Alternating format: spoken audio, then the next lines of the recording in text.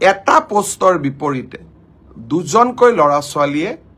এই লিখিত পৰীক্ষাত উত্তীৰ্ণ হ'ব শেষৰ নম্বৰটোত যদি বেছি ল'ৰা ছোৱালীয়ে একেটা নম্বৰে পায় তেতিয়াহ'লে হয়তো 3000 পোষ্টৰ বিপৰীতে মই ধৰি ল'ব কৈছো 6000 ল'ৰা ছোৱালী পাছ কৰিব লাগে কিন্তু একেটা নম্বৰ যদি বহু পৰীক্ষাৰ্থীয়ে লাভ কৰে তেতিয়াহ'লে একে নম্বৰ পোৱা ল'ৰা ছোৱালী সকলেও পৰীক্ষাটোত ডেফিনেটলি পাছ কৰিব অৰ্থাৎ আমি যদি ধৰি লওঁ 50 is a cut off mark কিন্তু 50 যদি 50 জন ল'ৰাই নম্বৰ পাইছে তেতিয়াহ'লে 50 জন ল'ৰায়ে লিখিত পৰীক্ষাত পাছ কৰিব গতিকে 1:2 বুলি ক'লেও 1:2 একেবাৰে গ্ৰামাটিক্যাল সেন্সত নহব হয়তো দুজন চাৰিজন ল'ৰা ছোৱালীয়ে বেছিকৈ পাছ কৰিব যিসকলে পাছ কৰিব তেওঁলোকক অভিনন্দন জনাইছো যাতে অৰেলৰ বাবে তেওঁলোক সাজু হ'ব পাৰে আৰু যিসকলে পাছ নকৰিব আমি পুনৰ এই বছৰৰ শেষৰ ফালে নতুন বিজ্ঞাপন দিয়াৰ বাবে চেষ্টা কৰিম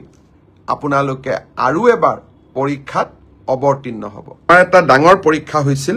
সেইটো হল constable UB constable AB constable communication আৰু sub officer fire and emergency service কনষ্টেবলৰ ইউবিত পোষ্ট আছিল 1760টা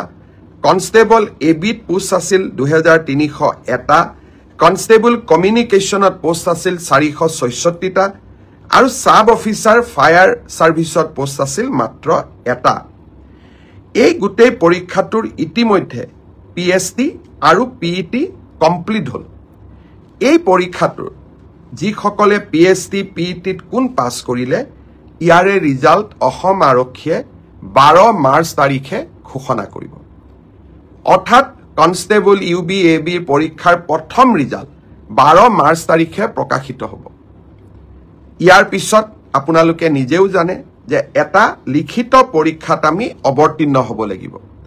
আৰু এই লিখিত পৰীক্ষাটিৰ বাবে যিসকলে কাট অফ মাৰ্ক পাবলৈ সক্ষম হ'ব তেওঁলোকে এডমিট কাৰ্ড 17 মাৰ্চৰ পৰা ডাউনলোড কৰিব পাৰিব আৰু ফাইনেলি এবি ইউবিৰ ৰিটেন টেষ্ট 23 মাৰ্চত অনুষ্ঠিত হ'ব ইয়াৰ পিছত অসম আৰক্ষীত ড্ৰাইভাৰৰ 667টা পোষ্টৰ বাবে পিএছটি আৰু পিইটি অনুষ্ঠিত হৈছিল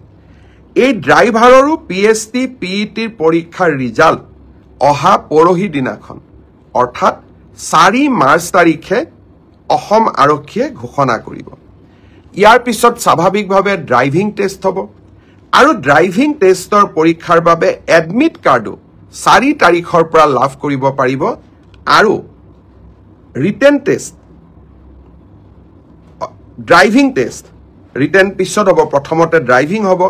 ড্ৰাইভিং টেষ্ট 10 মাৰ্চত পৰা অনুষ্ঠিত হ'ব অৰ্থাৎ 4 তাৰিখে পিএছটি পিইটি ৰিজাল্ট দিব এডমিট কাৰ্ডো 4 তাৰিখে দিব আৰু 10 মাৰ্চৰ পৰা ড্ৰাইভিং টেষ্ট হ'ব আৰু ফাইনেলি ইয়াৰ পিছত এটা লিখিত পৰীক্ষাটো আমি এপিয়াৰ কৰিব লাগিব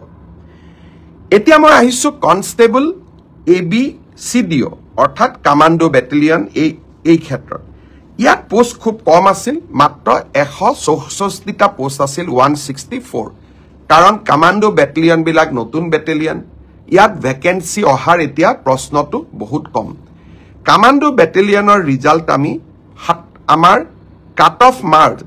মাৰ্কস যেটো পিএছটি আৰু পিইটিৰ যেটো কাট অফ মাৰ্ক তাক আমি 27 মাৰ্চ তাৰিখে ঘোষণা কৰিম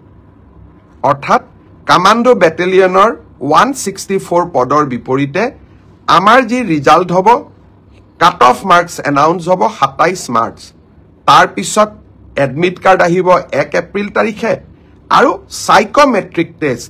8 এপ্ৰিলৰ পৰা অনুষ্ঠিত হ'ব আমাৰ গ্ৰেড 4 অসম আৰক্ষীত 258টা পোষ্টৰ বাবে অনুষ্ঠিত হৈছিল গ্ৰেড 4 পৰীক্ষাৰ পিএছটি পিইটি হৈ গল আৰু কেইটামান হ'ব বাকি আছে 15 মাৰ্চলৈকে চলিব হে ইয়াৰ পিএছটি পিইটি ৰিজাল্ট আমি দিউতে কিছু পলম হ'ব 30 এপ্ৰিল পাব